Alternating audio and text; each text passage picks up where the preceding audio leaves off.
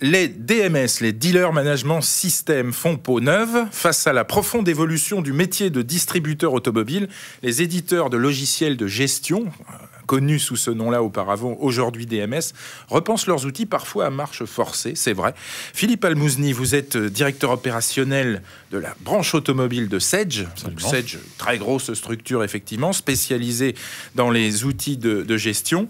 Fixons tout d'abord le débat. En termes de coût, un distributeur automobile consacre à peu près 0,3% de son chiffre d'affaires au DMS. C'est le tiers de sa rentabilité opérationnelle, bien souvent, ou le quart. C'est quand même très important. Oui, c'est à la fois important et à la fois représentatif d'une activité extrêmement outillée, extrêmement consommatrice de l'outil informatique, puisque le concessionnaire est en permanence relié avec son constructeur. Il ne peut plus rien faire sans un DMS aujourd'hui. Absolument, absolument. Alors, on va prendre plusieurs points. On va commencer par celui que tout le monde vit dans la distribution, l'intégration des campagnes commerciales du constructeur. Les campagnes commerciales aujourd'hui, c'est quasiment tous les mois, chez Peugeot comme chez les autres. C'est tous les mois. C'est tous les mois, voilà. Alors ça, Peugeot a une manière de les intégrer ou de vous demander de les intégrer. Opel en a une autre, Citroën en a une autre. C'est l'enfer pour vous. Alors ça, c'est vraiment la difficulté de l'exercice. C'est-à-dire qu'on a sur un même besoin des attentes de constructeurs qui sont totalement différentes.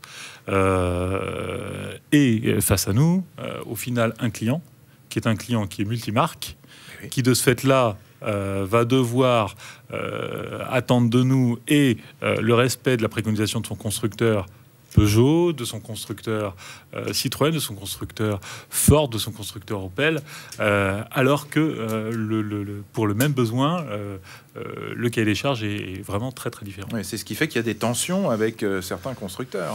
Alors c'est ce qui fait qu'il y a des tensions. En fait, ça peut générer deux types de difficultés. La première, c'est essayons, nous, éditeurs, d'avoir le plus en amont possible la vision de ce que le constructeur attend. Ce qui n'est pas toujours le cas. Absolument. C'est une de nos difficultés majeures.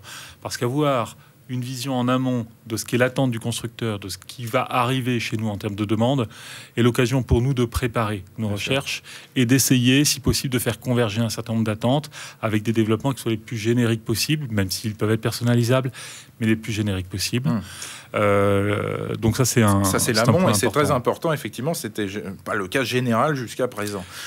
En aval, oui, ce propos m'engage moi, effectivement. En aval, pour un distributeur, c'est très simple. S'il n'a pas la campagne commerciale, il va pas pouvoir proposer l'opération à son client.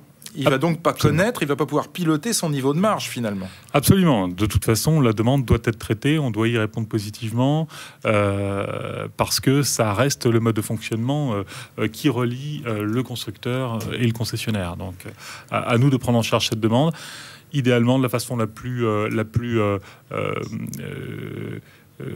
consensuelle possible par rapport à la fois aux besoins, la vision que nous donne le constructeur et ce que nous on pense pouvoir faire de façon la plus générique pour adresser de façon globale le marché. Encore une fois, avec un objectif, c'est qu'un client qui est un grand groupe de distribution, qui est multimarque, puisse avec un outil avoir une vision globale. Est-ce que c'est le cas aujourd'hui? Vous savez faire chez Sedge? Alors c'est clairement aujourd'hui notre ambition, c'est notre axe majeur de travail. Ça veut dire que vous n'avez pas encore réussi à trouver la martingale? Absolument, c'est un peu la quadrature. Sedge ou les autres, finalement. Tout à fait, je pense que c'est une spécificité de notre marché à laquelle on consacre beaucoup de temps, beaucoup d'énergie. Mais pour une fois que la distribution évolue plus vite que ses fournisseurs. On a un autre point qui est important, le bon de commande électronique. Aujourd'hui, tout le monde en a besoin pour aller vite. Absolument, c'est très clair. Très clair. Donc là, très clairement, cela fait partie des dernières évolutions que nous avons apportées à notre version Icar DMS 2.17, donc qui sort...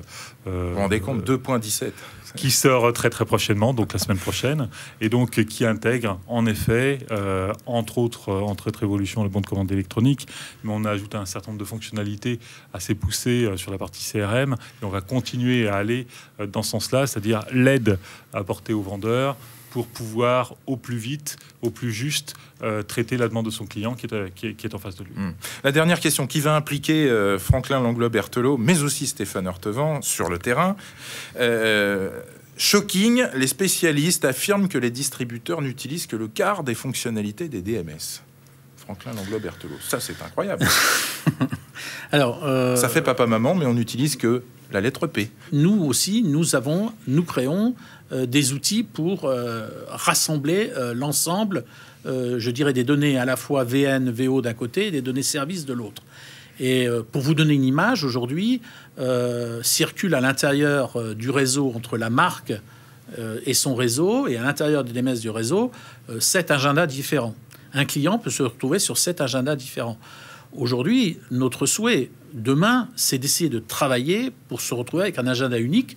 Quand un client rentre dans la concession, qu'il soit reconnu à la fois au VN, au VO, en service et chez le constructeur, s'il fait partie d'une campagne, soit de relance, soit campagne de fidélisation. Donc on est en plein chantier, en plein renouvellement. Nous sommes en plein chantier dans ce domaine-là. Ouais. D'ailleurs, ce qui exaspère un peu nos éditeurs de DMS. Vous êtes exaspérés, mais on fait un peu leur métier. Non, mais attendez, mais c'est vrai. On fait un peu leur métier. On a sorti un outil de point de vente, un OPV aujourd'hui, qui s'appelle CommerceBox. Citroën Contact chez Citroën, puisque c'est le même outil. Et aujourd'hui, c'est vrai que c'est un peu du savoir-faire des éditeurs qu'on développe. Mais nous, maintenant, ce qu'on veut, c'est ce savoir-faire, cet outil, c'est de l'intégrer dans un DMS par le biais d'interface. En tout cas, qu'il soit communicant et que les communications soient fluides avec les éditeurs de DMS. C'est une vraie problématique aujourd'hui. Pour terminer, un mot sur le fameux DMS intégré de demain, Philippe Almouzny. Qu'est-ce que c'est exactement?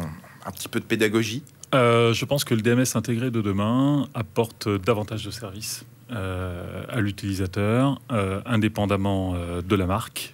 L'objectif est de pouvoir très simplement aider l'utilisateur dans sa gestion au quotidien. On veut faire en sorte à ce que le débat à la fois des métiers de l'atelier, du VN, du VO, du magasin, mais également le débat de la comptabilité, de la gestion de trésorerie, de la gestion de la paye. Et puis les agendas clients. Les agendas clients, bien évidemment, puissent globalement être communicants, qu'il y ait le moindre saisie évidemment possible et une vision la plus globale possible sur l'activité. Combien d'années pour arriver à ce que cela fonctionne et à ce que la distribution soit largement équipée pour vous? C'est un chantier qui va durer 5 ans, 10 ans?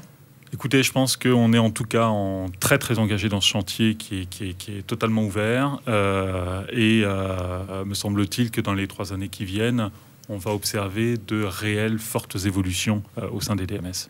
Et on y reviendra dans une prochaine émission de 7 PMVN. Excellent mois de juin à tous.